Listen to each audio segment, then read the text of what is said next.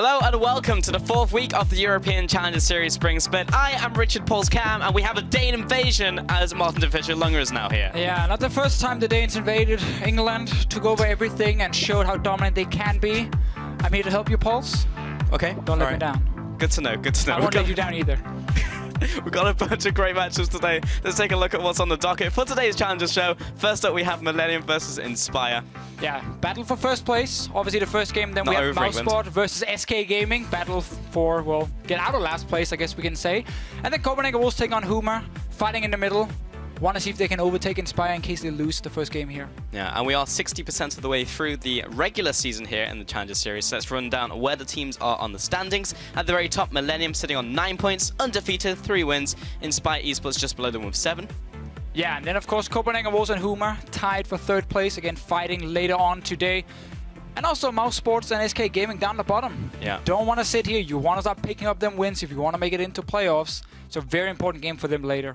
Not much time left to fish show. And finally, make sure you check out lolesports.com for all the current standing rosters and Challenger VODs so you don't miss a beat on the Challenger scene. And now we're all caught up. That brings us to our first matchup of the day between Inspire eSports and Millenium. So let's blaze through the lineups. Squaring up on the blue side of the rift, it is Inspire eSports. Sartorius in the top lane, Max Law in the jungle, CosQ sitting in the mid lane with AD carry Woolite and support Wendelbow. Yeah, and Inspire today are playing against Millenium, who is on the red side and so far undefeated in the Challenger Series. We have Kaze up in the top lane.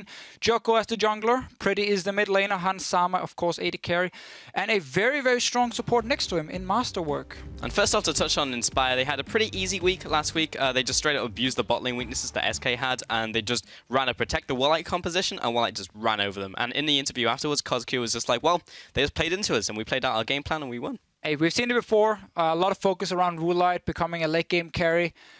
I felt like when he was in LCS, he was always a good AD carry. He just had a lot of issues with positioning. So if you can protect him enough, that won't be an issue. That's what they have been doing before. But it was against SK, who's not really been able to do anything so far in this tournament. Onto their opponents as well, it's kind of just business as usual. Millenium just took out Copenhagen Wolves 2-0 once again, as we said, undefeated. The second game was kind of close until Millenium just kind of edged ahead, and then the game just kind of ended from there. It was not much more to be said about the second game, really. I feel like Millenium is like watching G2 play. Very strong individual players, good laning phase. Snowball basically from there, create a lot of team fights and picks in the mid game where other teams are not ready to fight you. And it's been working for them. And they are the most LCS ready team in the Challenger Series. That's why they're undefeated. Yeah, I mean, they have all that infrastructure. They're great on the Rift. They're great in picks and bans. We just have to see what they can do today and continue their winning streak, you know? And in the top lane, do you want to take a look at Sartorius and Kaze specifically? Kaze, I would say he stepped up last week, but he hasn't really, like, needed to step up because his team just wins every single lane anyway. He's generally been playing pretty well. His pop heal is fantastic. He just picks meta picks and he does well with them. Much like his team, honestly. I feel like Millenium is picking a lot of standard picks in the current meta.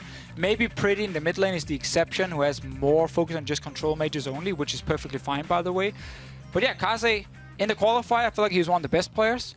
Great on certain tanks, like we've seen his Shen multiple times. The fact he's playing Poppy, I'm sure he can play Fiora if needed. This guy can do everything his team needs him to do, and that's why he's such a good top laner. Sartorius, on the other hand, is a guy who's more carry focused, I'm almost going to say. So there's a little bit more pressure on him to perform if he has to outplay Kaze and win. We have seen the Gragas before. Could be a pick now. It has been buffed, obviously, a bit on 6.3. Yeah.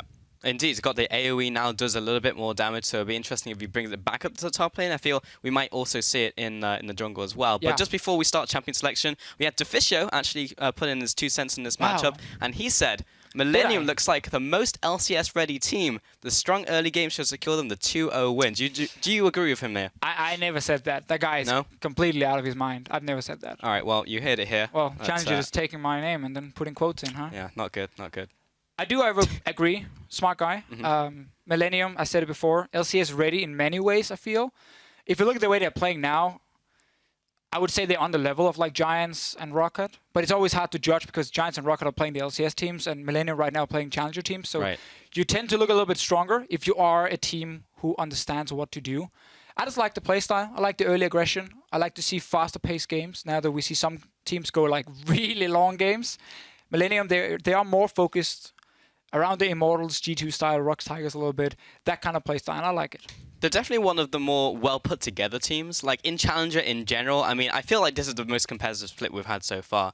But in Challenger in general, you have like a team who is like very good at like micro play or like the lanes, and then one team is really good at macro. You look at like Origin, for example, they just beat up the lanes and they won the game. But when it got to them actually having to like play the map out, they didn't really think about it because they just assumed they'd be better.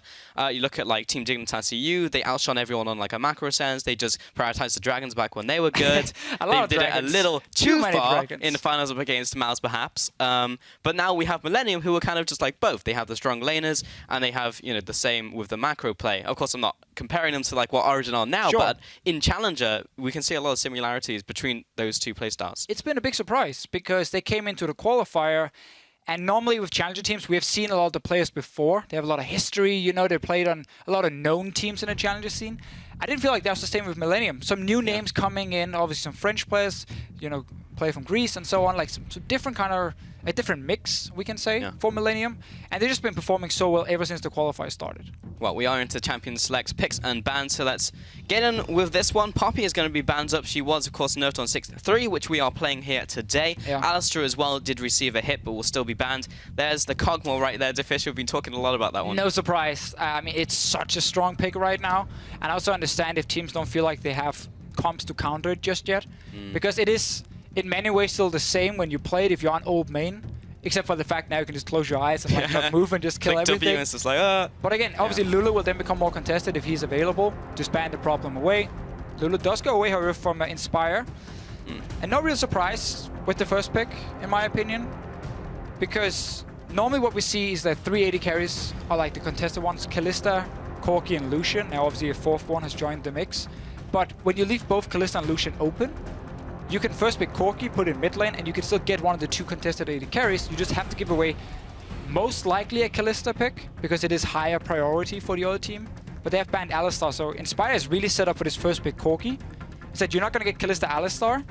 We're just going to take the Corki, and then we can get a Lucian later if you go Kalista now. Lucian's still fine, yeah, exactly. So they still left up the AD carry, waiting on Millenium for their responses. So far, we've seen them kind of prioritize kind of all over the place, really. We saw Hansama actually. Strong lanes. Yeah, Hansama also did get some priority in the last couple of drafts that they had. And once again, there's the Kalista. So goes over to Hansama, and Kindred will be picked up for the jungle most likely. So even though Masterwork is a guy who plays a lot of Morgana and Thresh, Alistar, of course, is still a pick for him, and as I mentioned before, by banning it away on blue side, you enable your first pick, Corki, so you avoid that combination of Kalista Alistar, so that makes a lot of sense from Inspire. Kindred, I mean, it's still going to be a strong pick. I think Nidalee is better right now, but it requires you to understand how to play it as a team. So it's different for each team almost, and that's where we see some teams prefer Kindred, some teams Quinn jungle, other teams will go Nidalee almost every single time it's open. Nidalee's actually really risen up the ranks in terms of the tier list for the junglers right now. I also like the way that IE have approached this draft, because they banned away the Alistar, as you mentioned, for the right reasons. Last week when we saw Copenhagen Wolves draft against Millenium, they were like, we're going to ban Morgana and Thresh and leave up Alistar, and then they got first rotation. Obviously that has no value given their tier 1 support. Should be an AD carry pick come in for Inspire. We expect Lucian because Kalista is already picked, and that's the reason they had the first pick Corki. And already Gragas. It is a flex pick for them. Yeah, a big flex pick, actually. One of the few teams who will actually be able to do it. Sartorius has played it in the top lane twice so far. First game was really impressive. Second game couldn't really get into the game apart from laning phase. There's the Lucian, as we already mentioned. Makes sense as the other top tier AD carry coming out. But yeah, I want to see where the Gragas goes, but they have plenty of room to move within this draft. Yeah, I mean, that's always a good thing. So much of this meta in Season 6 is about flex picking as much as possible. A lot of the bans you see in your screen can often go multiple lanes. So that's what I like actually the most about Gragas. It's not even that I feel like he's going to be a good jungler at this point. I don't think he's going to be absolutely Nidalee tier, in my opinion, but he's going to be a good pick. Yeah. A lot better wave clear now, or jungle clear. Once he gets a few levels, like level 4, level 5, he can start clearing really fast. Always had good, you know, once he hit level 6, he had a lot of teamfight impact. That's probably what we're going to see from Inspire. Surprising. Not really surprising in terms of who the players are. Morgana and Anivia for Masterwork and Pretty. I don't know about the Anivia pick, though. Yeah, well, it's a Pretty special. And Pretty's done really well with the pick. We have not seen a single game in Challenger where I think Pretty's even gone egged. He's just, like, wrecked people with it. Whether I like it this point in the draft, I don't know. But It's interesting. My problem is, even with the Corki nerf where he lost some damage in the early game, or just overall, Yeah. I feel like Anivia is too slow in the laning phase to deal with Corki properly. And I feel like you lose the push on the minions very often, at least until you hit level 6, where you can start pushing back a little bit more with your ulti. Yeah. But then it becomes a fight around the blue buff almost more than the lane. And because Corki is so strong in early to mid game, and Anivia is scaling up often with the Rod of Ages build, that fight around blue buff, I feel like Millenium is going to lose. And that can make it very difficult for Anivia then to sit and constantly wave clear against the Corki. So I'm not 100% sold on it, but obviously it pretty likes to play it, and it's probably more comfort pick than necessarily, oh, this is a great matchup for Anivia. It's interesting for sure. What's more interesting is Hecarim just got picked up. Really? Coming in. So I assume that'll be on Sartorius going in the top lane. He's gone for the teleport and the ignite, so I assume it would be. That's the Janna as well for the Lucian Janna we've spoken about before, but... And it's blind pick. Yeah, Hecarim. Okay, it's a pick which honestly received quite a few nerfs and has completely disappeared in a lot of regions as a top lane pick. One of the latest nerfs he got there, where he can no longer just charge through the minions. He has to now activate his E to do it, like the passive no longer gives him that. And I don't know about blind picking it. It is strong into melee matchups up top lane, but it struggles to kill like tanks late game. And we can also see Millenium's response is just the biggest of them all almost when it comes to the tanks. Tahm Kench just sitting in front of him. I'm gonna need to see some mid-game plays from Inspire. Trinity Force, if they want to rush that on Hecarim. Corki will get it himself. We know Lucian is good in the mid-game, so very, very strong mid-game composition they have here. I need to see them fight around blue buffs. I need to see them set up dives with that Hecarim, TP in. A lot more impactful TP than a Tahm Kench, who TP's in and he's kind of like, can I eat someone? No? Okay, then Hecarim is like flying in with ulti straight away. So Inspire needs to play a lot more aggressive early game than they normally do, which normally actually is what Millenium likes to do. Yeah. I feel like tables have turned a little bit here. Millenium wants to scale up a little bit more. Inspire wants to fight. Generally in the Challenger Series, we've seen Millenium play from ahead because they've always been ahead out of laning phase, apart from like one game, I think. And then in the qualifiers, we saw them play from behind because against Banditos, they played these very early game focused compositions. They got ahead, and then Millenium still played from behind really well. I feel like we could see something very similar in this game because Inspire are going to hit that mid game and they're going to hit it hard. They have champions which scale up very quickly, like they should be able to farm in laning phase. Gragas will farm through the jungle incredibly quickly now with his W.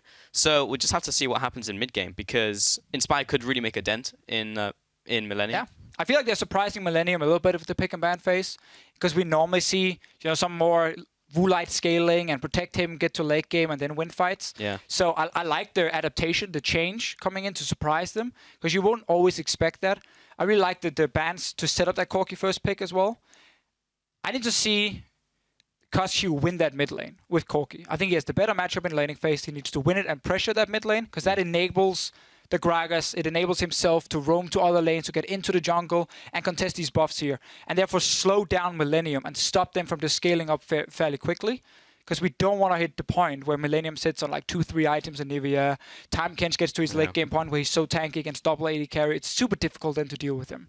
That's actually an interesting point in the mid lane because Cosq was incredibly good last year in spring, then he fell off in summer, looked very good towards the start of the split and kind of petered off as we got in the last couple of weeks. So if he can step up to Pretty, who has been one of the strongest mid laners currently in Challenger, that could be a big deal in the mid lane. We can see the full compositions right here as well.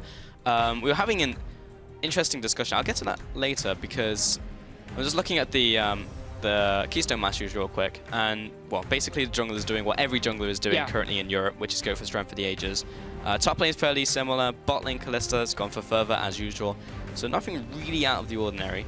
No, just very important always go for Strength of the Ages, get that 300 extra HP. Has kind of shifted the meta as well in the jungle. It's one of the reasons Nidalee has become a tier 1 pick, even though she's not locked in this game. But that's what we often see in the LCS, in Challenger. Teams have their own preferred picks, and like I feel like every team's tier list is a little bit different from each other. Obviously, none of the teams favored Nidalee in this one. Yeah. Well, as we get into game, make sure you get on Twitter, use the hashtags MILWin and IEWin, depending on who you think is going to take this one. IE have a very cool composition. I think this is actually something that they could take to Millenium, because typically Millennium's just win lane, win game, but I don't think that's going to be the case in this one. Everyone's grouping up from Millenium, actually, going into the top side of the map. Yeah, very standard. Go and get a few deep wards placed. Oh, the flash, the potentially. binding, Masterwork lands it, and this could be the follow-up. Another CC lands, and there's first blood over to the jungle of Joko. I mean, if you play no flash Hecarim, which obviously is normal because you want teleport ignite on him, sitting in the river is so risky. Because obviously you have no way of escaping if they actually invade on you, and he's just sitting in the first bush and he got caught out. Definitely not the start Inspire we're looking for. Thank you, Captain Obvious, on that one. But yeah. This whole draft from Inspire, for me, is saying we don't want to play Millenium's game. We don't want to play that game where we allow them to win laning phase and just snowball on us, and then you give up first blood, like this. Masterwork hits some binding sometimes, which just shouldn't land. Like, Sartorius almost just walks in and gets bound again. That would have been the darkest timeline, but he gets away. He walks away. Millenium are just sitting in the enemy jungle, just waiting to take a blue wolf. They'll probably take Grump as well. Just depends what Maxwell wants to do now. Because there's been a defensive wall placed on the bottom side from Millenium, they'll know if Maxwell goes over there and they may be able to react. So, really tempo up to Millenium. I mean, this is the point where you just gentleman's agreement, you swap the map, and obviously top side of the map belongs to Millenium. That's where they have their AD carry and support. Bottom side goes to Inspire. Masterwork with a level 1 gank around mid lane as well. One of the good things about Morgana. Doesn't even need to get a full camp for level 2 as we have seen. We can't actually do that anymore. That's gone now, so never mind that one. I like the fact he's staying around. As long as he joins his team for top lane tower when the wave hits it, his roaming is perfectly fine. And which is doing now, walking into the top lane, just as Millenium clear out that side of the map. Now Maxlaw looking to go into the bottom side, looks like with Hecarim, so everything as usual. I don't know if Maxwell's going to go for the blue here. No, you should. You don't need the jungler at the tower. When you push it in, just do 3-man and then let your jungler continue farming. He knows there's nothing there because they saw Millenium invading on top side, so he can also safely walk in on his own, and just a very standard mirrored fast push. First wave, though, from Millenium didn't give them a whole lot of damage on tower. No, now the second minion wave's coming in. It is the cannon one, but they didn't have the big stack, which you usually come to expect, and that is not a lot of damage at all. They won't clear it on this minion wave. They'll have to wait to the next one. Yeah, next one is coming, so this is a lot better wave being built up by Inspire. Yeah. You actually don't want to just instant fast push it, because you want at least 2 waves to be grouped and then push it into tower to get enough time to do what Inspire is doing now. So very good start for them getting to... Venerable took some of the gold, though. Yeah. Usually, you always want to just have your top laner kill the tower, get the full amount of gold, because he's obviously the guy getting denied in the lane swap. Venerable is like, nope. I want that ruby crystal. I want that stuff. Millenium is very far behind now on taking tower. They should be able to take it here. Kaze just needs to make sure he kills it on this minion. There we go. And that was also shared because they actually had to keep the members from Millenium around to kill the turret in the first place, so that got split between 3 people. Yeah, and look at your minimap now. You can even see the ping down the bottom lane. Because Inspire was so much faster taking down the tower because they built up the wave, it's bought time for the Hecarim to actually sit and farm the wave. Where Tahm Kench killed the tower with his team, shared the gold, and instant recalled because he knew that Woolite and Venerable would already be top lane now to push him away.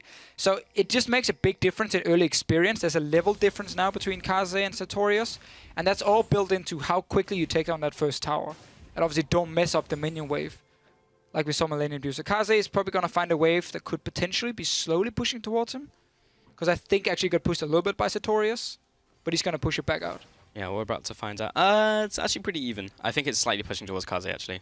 Yeah, the problem is his minion wave will join faster. Yeah. So it's actually going to push back towards Inspire. Now you can see the minion wave from Inspire at the tier 1 tower down bot lane. So it's going to push back towards Sartorius. He just picked up the farm he could, left the wave. The wave is now going to push slowly down. But Yoko might be able to punish Sartorius here. There's no wards in the bottom side, so they don't know where Kindred is. There is the mark of the Kindred on top of this Rift Scuttler, so we'll be taking down that crab, or they will be taking down the crab. Sartorius now level 3. It's Hecarim pick, very interesting. Yeah. Also in this lane swap situation, mid lane, he comes out from Joko, or not get all 3 of those procs down onto Kozq, but he has also been marked up, so putting the pressure down on the middle lane, pretty, is actually behind a farm. This is kind of what we expected. It takes a little bit of time for Anivia to scale up in the mid lane, even to the point where she can farm effectively, because Kozq will just outpush her. She will be able to try and trade effectively, but it's very difficult pre-6 for Anivia. That max range Q flying so slowly should never hit cost Q. So I do believe once it hits 6, it will shift a little bit. We might see Pretty try and go for some trades, try and get some lane control back, but Corki will still be more than fine in this lane. And you can see he's just pushing it up to tower. He just wants to keep Pretty there, and Pretty is trying to stop the way from actually hitting his tower, because last thing with Anivia on the tower becomes so annoying. It's just fun to see how both of them are fighting over minions. And Max Lore sees a chance. This is what we talked about in Champ Select. Once your mid lane is winning and has the priority on pushing, your jungler can so easily walk in and just place a few wards. Yeah. Bot lane duel. It is a Hecarim versus a Tamkench. So, not too much gonna happen as Maxlor comes over the wall and Kaze instantly flashes over the old switcheroo. And he'll be burning that flash for that one. In the top lane, Masterwork and Handsama going up against Woolite and Wendelbo. Gets the rend off. Also gets the reset as well because he hit the minion, so he's still got the spears coming out. And Masterwork is looking to line up the binding, the flash, and the reaction flash from Vendelbo. Woolite is trading up against Handsama, who's still aggressing, gets tornadoed up. There comes the rend once again. He did not get the reset. He's going to jump in, gets exhausted. There's the heal, though. Wendelbo, maybe a little too deep. A rare miss binding in from Masterwork, and now the punish in from Sartorius. He'll be able to just run over the Callista, get some revenge, take him down, and that's a 1-to-1 in total in this game. Insanely aggressive trading from Millenium. They just walked past tier 1 tower that was dead all the way down towards Inspire's tier 2 tower, still trading, flashing, getting other flashes. And Sartorius is, okay, they're a free kill top. I have nothing to do bot lane because my wave is pushed anyway, so very easy teleport for him. And super aggressive trading with zero respect for the enemy globals on the side of Millenium. It is what they like to do. We know Handsama and Masterwork are super aggressive in lane. But that just gave over a very easy kill for the Hecarim. They really like to make the plays, and we saw one misstep by them last week, and that was just like one in the whole series. But you can see what that one misstep can do to a game. Now they equal CS, they just got killed. Hecarim's now kind of back. He's got the Spectre's Cowl, so I assume he'll still go Trinity Force as his core item. Oh, Maxwell, unlucky. Well, that's the debate, right? Because we started seeing more Hecarim players just going full tank and skip the Trinity Force, because getting that early was a very aggressive route you could take if you really wanted to try and snowball mid-game. Maxwell is going for hands up top lane, though. And a knockback as well. He's just dead. Like, Sartorius is also there with Woolite, and he's just too far pushed up. Handsama slipping a little in this game. Yeah, Millenium should really be able to predict that play coming from Inspire, because bot lane right now is frozen by Kaze, so that's a dead lane. Like, that lane is completely gone. They know they won't go bot lane. Mid lane is even, and pushing in on a level 6 Anivia or level 7 is obviously not the ideal place. There's only one lane Inspire could go to. That was top lane with everything they had, because Sartorius was already there. And then the Callista just shows up all alone. She needed her support, she needed her jungler if they wanted to defend that tower. Otherwise, you just give up the tower and you go bot lane and push it out and try and trade it. So that's a really poor play. Twice now, honestly, from Millenium's bottom lane, or from Handsama. He's been playing too aggressive, too greedy. Got punished, we saw the trade before. Look how far down they're running. And there's a pink ward behind them, which they can TP to. They're just trading summoners. And there's so many resources that Millenium put into this, because Handsama used his flash, he used his heal, didn't get the kill on Woolite, who went very far forwards. So the greed, I'm not saying, like, it kind of made sense, because he was like, oh, I can pick up this kill. And so if a skill shot had landed, it was unbelievably greedy, regardless of the result of this. And then Hecarim kills him anyway, so. Even if they get a kill, Hecarim would still TP. Still a 1-for-1. And, like, trade at least then. And in order to get that kill, it would require Woolite and Vendelbo to misplay it. Max Lloyd's getting caught a little bit by Joko, but Gragas, who's finally back in the meta. Yeah. It's worlds all over again. Hecarim and Gragas. We've gone back in time. That's true. We just need the Rek'Sai coming in here instead of the Kindred. Yeah. There we go. But yeah, so Gragas is able to clear the jungle very fast now. I say that because level 6 actually being out-farmed by Joko. So IER slightly ahead in the farm vote. That's pretty interesting. Joko may be caught out here. He does have the dance of arrows to get over the wall. He's going to use the flash instead as the dragon is coming in. Oh no, he actually uses dance of arrows, which aggroes the dragon, meaning he has to pop Lamb's Respite. Going to be eaten up by Kaze on his way out. Woolite was trying to get the damage out there. And the binding comes across, so that almost went horribly for Joko. Yeah, Millenium really, again, completely disrespects how many members from Inspire can actually be around these fights. Up top lane, you have your Callista farming with obviously no global, so she's stuck in that lane. And Inspire hasn't showed up top at all because the wave was pushed in, so they're obviously not going to be on that side of the map. And they're showing up 5 at the Dragon, and Millenium are trying to chase them and fight them. Lose the Dragon for it. Bot lane is pushing in, and Millenium right now is currently not in control of the map in any way. And they take fights they shouldn't take, and they might even go down. Masterwork took so much damage, and Maxlow's ultimate actually finishes him off there. That was not what I was expecting. Meanwhile, in the mid lane, there's just 2 carries just chilling out there while bot lane's being taken. They just ran all the way from top down to bottom, or towards the bottom side. We see Hansama run here. And it's the same thing. Millenium are not respecting how Inspire are actually playing the map correctly. Always saying there's no point in sending someone into a dead lane. Just always rotate around as a group. When they're stuck, they're farming. Kaza is going aggressive. This is the 2v4. He jumps in with Abyssal Voyage, but I don't understand. And now Hansama will be picking up his ultimate. Master will be going in, but he's level 5. He doesn't have the Soul Shackles. The slow will come out. That's a full 2 seconds now on the current patch, and everyone from Millenium simply cannot catch up. Kaze still wants to try and lick someone, but it's not like he can actually get a range of any of Inspire. Mid lane's being blocked up by Pretty. Millenium just straight up making bad plays. Yeah, some panic, I feel like, in the shot calling. I don't think they expected Inspire to play the macro game so well here, because Inspire, again, is always just looking at where Millenium is sending their members without any globals or in frozen lanes and saying, okay, we're just playing the other side of the map because you're stuck in that lane and freezing it.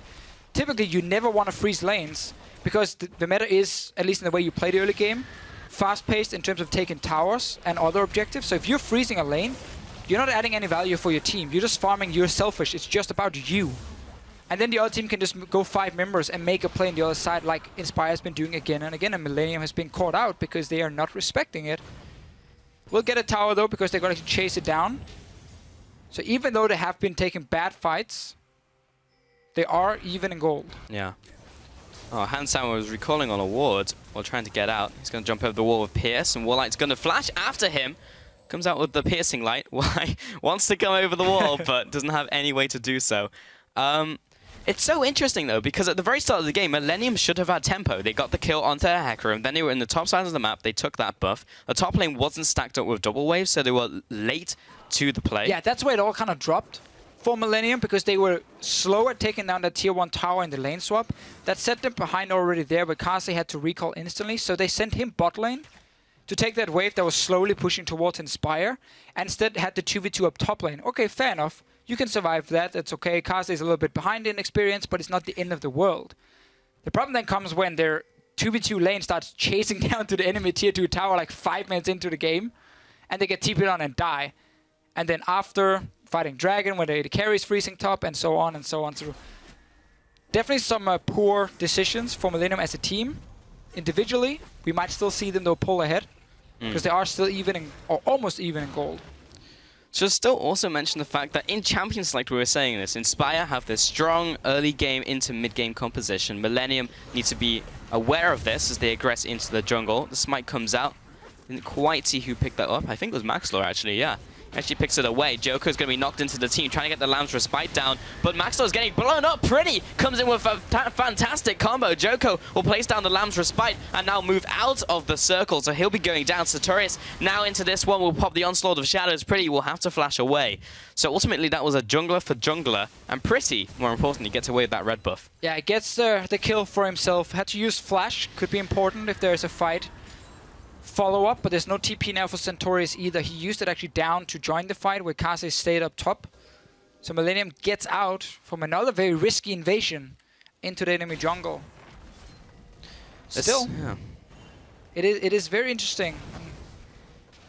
Yeah, we're looking at the Hecarim. We quickly talked about it, how rushing Trinity Force kind of died out because it required you to like snowball mid-game so hard to be effective. So I like to build more what Sartorius is going for and just build tank.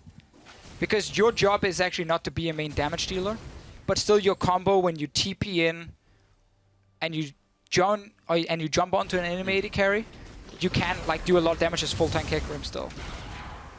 You can see that last fight again. I say fight, it was more of a over-eager invasion by Millenium, who once again gets punished by Maxlor's ultimate. And look at the side lanes again for Millenium. They are slow pushing 2 side lanes, so they're in no position to actually fight. They are lucky to get out here 1-for-1. That should have just been 1 kill for Inspire, and that's it, and move on. But it's the same thing again. Millenium are constantly having members sitting and farming and slow pushing lanes, and then the other part of the team is like, should we fight? I mean, why not? I mean, yeah, our AD carries farming, doesn't matter, let's just go fight them. Yeah. And then Inspire shows up, 4 to 5 members. Very just odd in this game. Pretty goes for the Rod of Ages first, just picked up the boot as well. Kaze is into the middle lane. Something you don't actually see that often is the Tongue Lash Devour combo, where you pick up a minion with the Tongue Lash. But he just did it. So. Yes, he did. Drains your mana, but it looks awesome. It does. Very cool. Weddlebow, Woolite, and Coscu heading into the Rift Herald. It's 15 minutes into the game. That's also another thing with Hecarim, because he died out at the same time where Home Guards got changed from you buying it to... there's no point trying to steal it, because you... Okay. Because it's at 20 minutes now. You get it regardless, no matter what you have. So...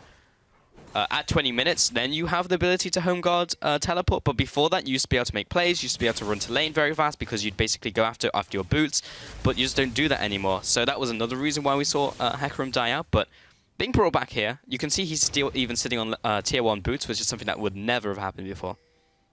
He's been having a very simple game, where Millenium has been overextending and he could just TP in behind them and didn't even need early home guards to catch on to them. What we see on the map now, though... Is it possible to get game sounds turned up, or do I have to do it on my side?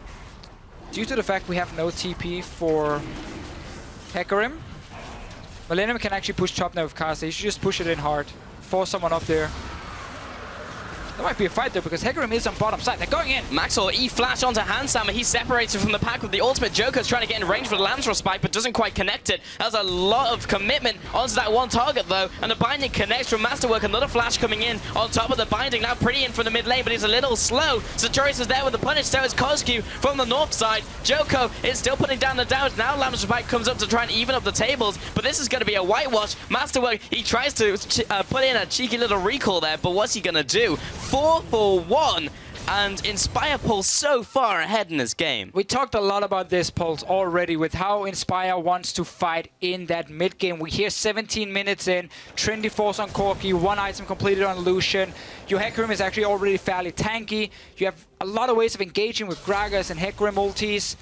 And Millenium, I mean, you're sitting on a Rod of Ages just trying to stack, and then you go Athene second, so you have very low combat stats just for Pretty.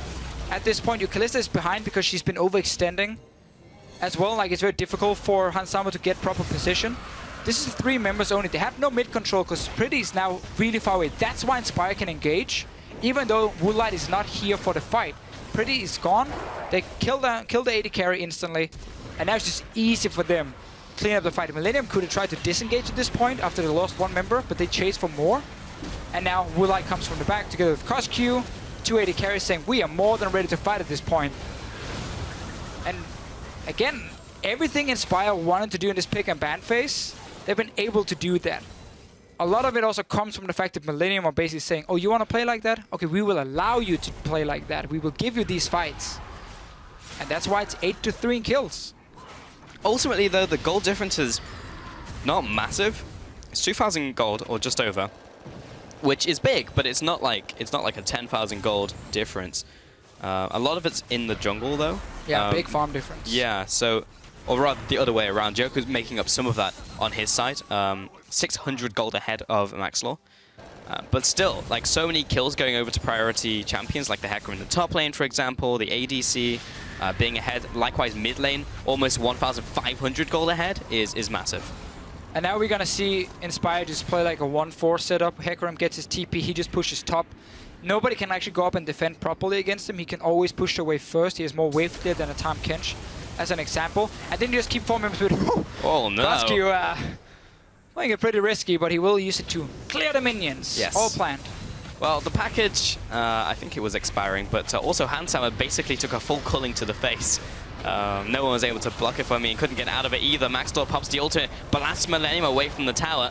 Going to be eating up the Kindred, popping them both out behind the turret. And this is something we're going to see more and more of, is their Gragas against Kindred matchup in team fights. It's super tricky for Kindred because she puts down her ulti and she's like, I'm safe. And then Gragas is like throwing in his ulti, shoot her out of her own, and then she dies instantly. So where she normally can be a little bit of a front line due to her ulti. Yeah. That gets completely nullified if Maxlaw plays it correct with his ulti in these fights, and you just take down the Kindred super easy. Yes, okay, you lose the early game. Don't farm as quickly. But team fights is where this Gragas pick is going to be more impactful. There's a pretty cool interaction with Gragas coming back, of course, so that could be really big just in terms of like priority in champion select, how people react to like a Kindred being picked up. That's something you definitely need to keep a track of. Joko just taking away this grab was marked with Mark of the Kindred, so that's another stack onto him. Mid lane, Hans Sauer gets blasted by Kozq. Kozq, we've not spoken too much about him since laning phase, but he is significantly far ahead of Pretty in terms of gold right now, and in terms of itemization. He's hit the Triforce spike and is building towards his next item, even has boots. Yeah, we saw him win the early game, and then it went somewhat even when Pretty hit like level 7 and an 8. But then we had these team fights where Pretty has also been denied getting blue buff until now, basically. 20 minutes in for him. So he's not been able to keep up the same pressure mid. He's also been caught out, obviously, because we had these fights. He's been the target, and Kozq has just been able to up his farm, and is doing fine in this lane. Still for Inspire, there's absolutely no reason for them to slow down the game at this point. Use the fact that Hecarim can push into Tahm Kench. Still, let him be very active in a side lane. Get deep vision so you set up these TP flanks from the Hecarim, and then use the fact that you have Gragas and Hecarim to start fights. On an Anivia with no mobility, on a Kalista who needs to auto-attack to jump. It's very easy to engage onto her. It's after she becomes the peeling machine for herself, jumping left and right. Kaze will push these minions surprisingly fast now because of the changes to Sunfire Cape, an extra 50% damage to minions and monsters, so he actually kills the minion waves way faster than previously. So he's actually not going to sit in the sidelines. Looks like he's trying to go for a flank here. There's the Abyssal Voyage, but I think it might be a little too late. He pops a little too far away. Maxtor going to be chased down. There's the culling onto Masterwork. Ooh, takes so much damage, almost taken out there. There's the binding into the zone, and the flank fails. Yeah, Tahm Kench is definitely not an engaged champion.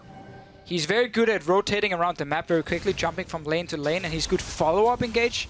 But his ulti is so easy to just run away from once you see it, especially also with Vajana to disengage. So very easy for Inspire to just go, oh, Tahm Kench ulti, disengage, and then as soon as that's gone, now we re-engage and we can continue poking, because Millenium has no hard engage on their composition. Like, it's a comp that basically can't really fall behind, because now all it can do is just wave clear. But that should mean that Inspire focuses more on getting into the jungle, play the side lanes, set up a slow push in your lane. You can see the big wave up top here, slow pushing down. They're actually rotating a little bit too early to catch it. I would like to see them wait, stay mid for one more wave, and let this one get to tower. Then you rotate through jungle, and you catch the wave, and you kill the top tower, because now you actually gave Millenium time to move up and defend it. So Millenium is already here. So Inspire just a little bit too quick on pulling it. Wait one more wave, and that would have been a very good move. Ward the jungle on top side, get the big wave, get tower. That's how you play around these Nivea comps who are just sitting and wave playing forever in mid lane.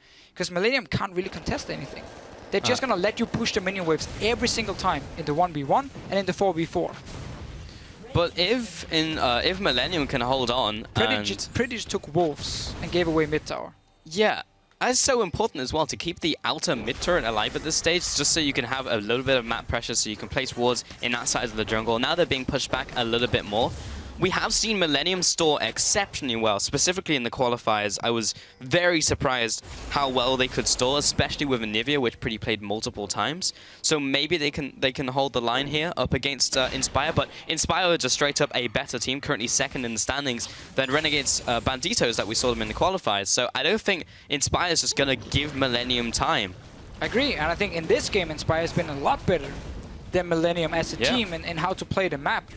As long as they now play that side lane with Sartorius, have the other side lane build up a slow push, or even have the Lucian push it in, and you just play the side lanes more than the mid lane, so you play around Anivia instead of playing into Anivia, Inspire should be able to just continue pushing the advantage.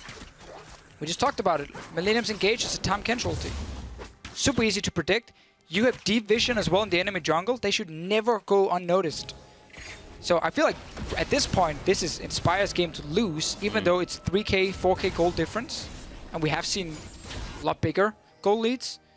Just because the composition from Millenium is so passive in so many ways. And we talked about how it would fall behind in the early to mid game. And it did, because they also took fights. Definitely not a fan of the composition they're showing. At the same time, pressure is difficult to quantify in terms of statistics, and IE have way more pressure than Millenium in this game. Like, if they go somewhere, Millenium immediately has to back away. They can't just go for the trade. Alright, Maxlaw had people behind him, but you can see how fast he just clears camps now with his W, with Runic Echoes as well in the jungle. And also goes Tracker's Knife. Like, it's just so much damage in that AoE. It's actually kind of crazy. He's also gone for Deadman's Plate, which did have a small hit to it, as the other armor items got buffed, but it's still good. It's still a great item. Yeah. You always know it's a great item if it's been nerfed like 2 or 3 times, and people are still building it. Same with some of the champions we've seen. Like, I remember when Kalista came out, she didn't just got nerfed, I don't know how many patches in a row, and she's still a super, super strong pick. Just think back to how good she was at her peak. It's the Aurelia effect, you know? And why, it is, and why teams were so afraid of playing against it. Good old Xin Xiao release. Yeah. Never forget. Oh my god. 2-shot and 80 carry at like level 5. Actually triggered. Oh, Joko. Oh no. Oh no. Dance of Arrows, not over the wall, has to burn the flash. That does not feel good at all. And now you can see how Inspire, again, are playing the side lanes over and over. Woolite is sitting top lane. Bot lane is pushing in with the big wave for them. So Kasa has to go clear it out. Okay, so you get vision. Where's the Tahm Kench? We're not afraid of his teleports. We're not afraid of his ulti. Let's just see where he is on the map. So he now has to push his wave out. That allows Inspire to make plays on top side of the map, instantly starting Baron. So they're basically saying to Millenium, if you do not walk down blind through your own jungle, or through the river, and contest this one, we pick up a free Baron. And Millenium are so slow to react. Inspire are just not 1 step, not 2 steps, they're like 10 steps ahead of Millenium in this game when it comes to playing the map.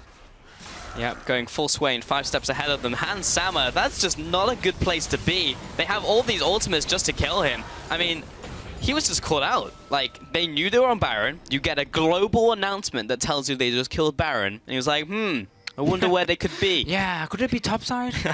No, I need this minion wave. I feel like we've seen that many times this game. Yes, 4 times to be precise. Yeah. As he has 4 deaths, and they're all from being picked. Woolite now into the top lane. They have this minion wave. They burnt 2 ultimates on that, but it doesn't really matter. They have the pressure from the team, and it's 5 versus 4. This is quickly becoming a whitewash. This has been a very surprising game. Handing Millenium potentially their first loss today would be really big for Inspire. Definitely a very different performance for Millenium compared to what we normally see. Is that because they haven't really been forced into making bad decisions by other teams until they made it Inspire, who's obviously now second in the standings? So is it more credit to Inspire for actually exposing Millenium and clearly their lack of shot calling in this game, which we have seen? Because it's really been the damage out from Woolite and the shielding as well almost takes down Pretty where he stands. You know, they're going to try and clear out the minion wave, but now they have the Baron, and Nivea isn't even that effective at clearing minion waves anymore.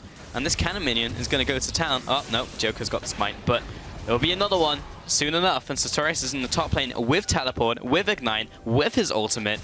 Has picked up the Maw of Malmortius as well. I really, really like Sartorius just in terms of his champion pool and how he plays the game. Like, he is one of the players who brought Gragan as a top player. I don't even know of any other player who was doing that. Hecarim now going into the top lane, haven't seen that in a long time. Even used Shen right off the bat as soon as it was released into competitive after his changes. Sartorius is always ahead of the curve. Maybe we'll see the whole world bring Hecarim and Gragas back into the top lane. Not Who knows? expecting the Hecarim to become a worldwide top trend, pick. yeah. I think it's more he just wanted something where he could be aggressive and actually force fights. Malphite could be another option, potentially, but maybe a comfort pick more than anything. It is a blind pick coming in for him in this one, and he's dead. Yeah, very rare you actually see a Culling just straight up kill someone and still have a full second to go on the channel, but it just happened. Hans Sama straight up called out. Mid lane will be going down, now onto the inhibitor. Inspire, don't know if they can finish off this push, but they'll come very close. Top tower is still standing, they have a minion wave ready to go. That will be buffed up by the minions, by the Baron buff. CosQ now coming up, and this tower is going down so incredibly quickly. Maybe he can burst the turret, but he's just not taking any damage from Pretty off to the backside. Now he'll go into the fight. This tower is going to fall, but Inspire don't even care about finishing the turret because they can just kill every member of Millenium instead. Kaze will be dropping low. So will Pretty, but they lost 3 members. Top inhib will go down, 12-3 in kills, 10,000 gold advantage. Inspire have been all over this game. Yeah, Millenium had the advantage the first 2 minutes of the game with the first blood. Outside of that, Inspire has been controlling everything. Sartorius has been doing great for him. Coscu has been winning his lane. Vula is picking up kills when he needed to. This is a team effort for Inspire in many ways, and just outplaying Millenium in terms of macro strategy.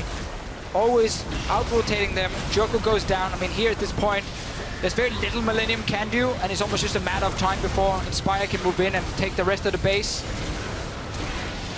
Oh, that's damage from Gragas, man. I mean, such a strong teamfight setup, right? You got 2 tanks in the front line, Maxlaw and Sartorius. You got 2 carries then in the back to 280 carries, and then a peeling support as well to back them up. So just a very, very strong setup overall that had a fantastic early game. Now the push comes into the bottom lane from Inspire. I don't think there's much they can do. Bot lane Hansama is 0, 8, and 4 combined. This is just straight up the worst performance we've seen from that bottom lane. I gotta be honest, like the bottom lane from Millenium is starting to feel to me like the Huni of bottom lanes, you know? Where they have like these 10-0 performances, but then tilt super hard and go 0-10. And they didn't get the chance to play that 2v2 or the 1v1 like Huni wants to do normally and be super aggressive. Same here for Hans Sammer. So when he actually had the 2v2 for basically a minute, he completely overextended and died to a very easy TP gank from Sartorius, for Sartorius. So Inspire is just playing around him, saying we don't want to take 2v2s, we don't want to deal with that. We can just catch you when you are so greedy for farm over and over. And that's been the problem for Millenium. They haven't been able to play that strong lane phase, so, you know, win lane, win game. And they've been completely exposed. Just to follow up on that, Inspire have definitely played this very smartly. If that was their intention to shut down the proactive lane, which is usually Hanshammer and Masterwork, the passive lane and Pretty, they just need to put a Corki up against him, he'll farm up. Top lane Kazi goes on a tank this game, so he's not going to be carrying on the likes of a Fiora or a Poppy. And Joko, if he can only facilitate no one, then what's he going to do? So they kind of just picked apart Millenium at their strengths. And they're going in. This could be the final fight. Masterwork, he's pretty dead. And Kaze will be backing off as well. He can't even help his support there. The last inhibitor will go down. The minions are very shortly going to be flooding into the base, and I feel like this could be curtains for Millenium. Should be. Again, Inspire here with 5. Masterwork only guy dead at this point. But there must be another engage coming soon. Millenium is so far behind. They shouldn't be able to do anything. And Joko is jumping in. And yeah, they'll give it one last fight, but there's the Monsoon knocking people away. So much displacement on Inspire. There's the ultimate coming in from Sartorius onto Joko. He's inside Lamb's Respite. He'll take one step out, and Corki's there to meet him for the kill. Woolite now chasing up onto the spawn pad, but Inspire turn around and take out the injectors instead. They just want this win to secure it up against Millenium, and this will be Inspire. One last team fight up against Millenium here, and now to be on to the next itself, handing Millenium their first loss. Inspire eSports 1-0 in this series. Not yet. Slowly, slowly. Got it. Got it. There we go. Inspire picks it up in the end. Honestly, completely outplayed Millenium. Outside of the first blood, which was a stupid mistake. One of them, you look back and you're like, why am I sitting here with no flash Hecarim? Why am I in the bush where I can get caught out? The rest, honestly, starting the show today, I was like, you know, Millenium, they look LCS ready in so many ways. Yeah. They've clearly not been challenged properly because they got so exposed in this game here. There are so many mistakes as a team on a macro level. I'm almost going to say like every single play Inspire made was also due them forcing a fight at the right time or just Millenium being completely out of position. And it was also Millenium starting fights. Yeah. I was just freezing bot lane with 80 carry. Should we go in the jungle? Why with not? 3 people. Yeah, why not? Well, I mean, we gotta get that red buff. As well, yeah. And that could have gone horribly wrong. Other times it went horribly wrong for them. Disappointed in their performance from Millenium. Great play from Inspire, on the other hand. Credit to the coach, Ledoc as well. Clearly planned out what to do against this team, and well played. Yeah, you know what I think? You're a bad luck charm, because we have not seen Millenium play this badly ever. You come in for one day, it's on me. And Millenium and Inspire just look incredible. So I don't know. We have to see a big change from them as we get into the next game, because That was not the same Millenium we've been seeing, and that was also not the same Inspire. They played so well in that game, and also from Champions League, they just had a game plan and played it out. So yeah, impressed by Inspire for sure. Anyway, we're going to head to a quick break while the team's set up for Game 2, so don't go too far. We'll be right back after this.